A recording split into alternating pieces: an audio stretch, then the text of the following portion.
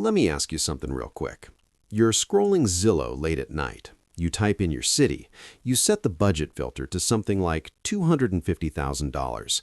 And you're thinking, okay, this should be decent, right? I mean, $250,000 is a lot of money. And then you see it, an 1,100 square foot house built in 1978, one bathroom, brown carpet, a kitchen that looks like it survived 3 recessions, and you just sit there like, wait, is this it? If that moment felt uncomfortably familiar, yeah, that's literally what we're talking about today. My name is Richo, and I spend way too much time thinking about money, lifestyle inflation, and why people feel broke even when they technically aren't. If you're someone who works hard, earns decent money, but still feels like you're falling behind financially, make sure to hit the subscribe button and give this video a thumbs up if this helps you out. Here's the thing. Most people walk around with this quiet belief in the back of their head that if they could just get to $250,000, income, savings, net worth, things would finally feel comfortable, like they'd exhale for the first time. And on paper, that sounds reasonable. But in real life, this is where it gets really interesting. Because $250,000 today does not mean what your brain thinks it means. Back in the early 1990s, $250,000 could buy you a solid house, 2 cars, vacations, and still leave room to breathe. Adjusted for inflation, that same $250,000 is closer to about $580,000 today, which means when we talk about $250,000 now, we're really talking about the buying power of a little over $100,000 from decades ago. And that gap between expectation and reality messes with people psychologically. Your brain remembers prices from a different era, but your paycheck lives in this one. So let's break this down the way nobody usually does. Let's start with income.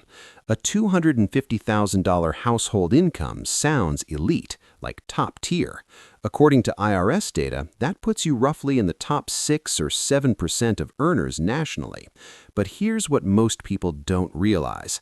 Taxes hit first, and they hit hard. Federal taxes, state taxes, Social Security, Medicare.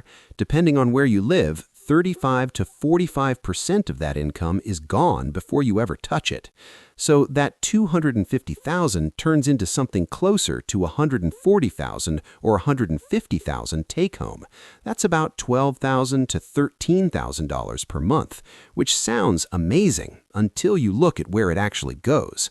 Let's walk through a realistic monthly breakdown for a household earning this level of income in a decent metro area. Mortgage or rent, around $4,500. Property taxes and insurance, another $1,200. 2 car payments, $1,400. Child care or school costs, $2,000. Groceries, $1,200. Utilities, phones, and internet, $500. Health insurance and medical, $800. Subscriptions, random spending, life stuff, $600. That's about $12,200 per month. So you're not rich, you're fully allocated. And psychologically, that's brutal. Because when everything is spoken for, your brain feels trapped, even if the numbers look impressive on the outside. This is where psychology quietly takes over. As income rises, expectations rise even faster.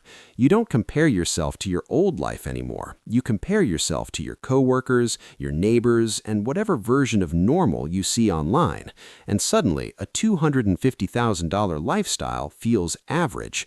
Not because it is, but because relative comparison kills satisfaction. Now, let's talk about net worth, because this one really messes with people.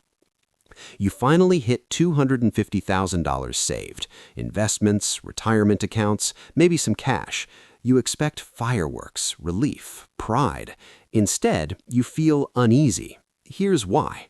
Using the classic 4% rule, $250,000 generates about $10,000 per year. That's roughly $833 per month. That's not freedom. That's groceries. That's a car payment. That's part of your rent. So your brain goes, wait, that's it? And the reason it feels disappointing is because $250,000 was never supposed to be the finish line. It's a foundation. Now let's talk about the most painful one, buying a $250,000 house. In a lot of places in America, that buys you a small condo, a fixer-upper, or a house far away from where you actually work. And here's the part nobody talks about.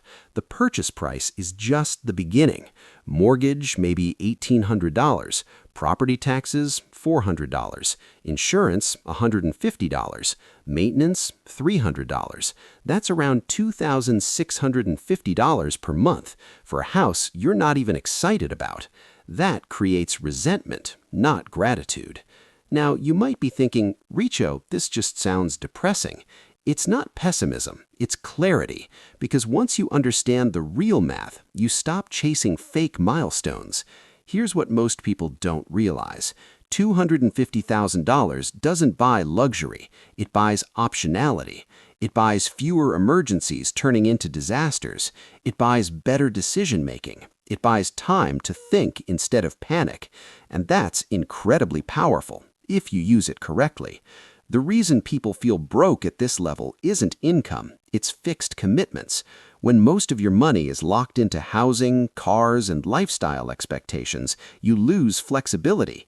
And flexibility is what wealth actually feels like. Think of money like oxygen. You don't feel rich because you have oxygen. You feel rich when you can breathe easily. A lot of people at $250,000 are in nice-looking rooms with terrible airflow. So what do you actually do with this information? First, cap your lifestyle intentionally.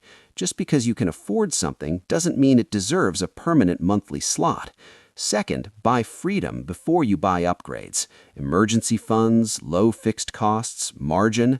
Third, measure wealth by time, not stuff. Ask yourself how many months you could live if income stopped. That's real wealth. And finally, avoid the "I finally made it" trap. There is no finish line. There is only control. I once spoke to someone earning $260,000 a year. Looked successful, nice house, nice cars, but one missed paycheck would have collapsed everything. At the same time, I knew someone making under $100,000 with low expenses and 6 months of cash. Guess who slept better?